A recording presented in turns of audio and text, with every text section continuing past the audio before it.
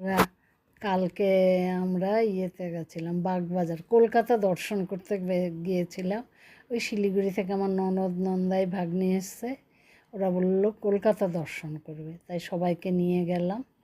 প্রথমে গেলাম মায়ের বাড়িতে, শ্রী শ্রী শারদামণির বাড়িতে বাগবাজারে। সেখান থেকে গিয়ে এই গঙ্গাতে এসেছি, গঙ্গা দর্শন করে তারপরে এই যে এটা মানে স্বামীজির একটা, এই যে মায়ের ওখানে নিচে ওরা বলে দিল মায়ের দর্শন করতে হলে দোতলাতে উঠতে হবে।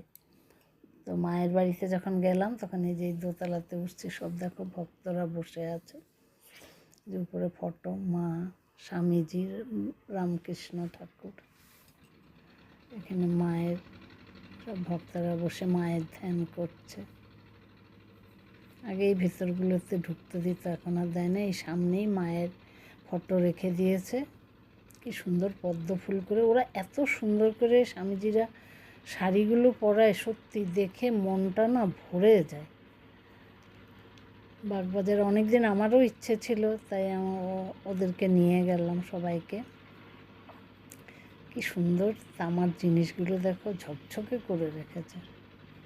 বন্ধুরা, আমার এই কলকাতা দর্শনের মায়ের বাড়ির ভিডিওটা ভালো লেগে থাকলে প্লিজ লাইক শেয়ার সাবস্ক্রাইব করে দিও।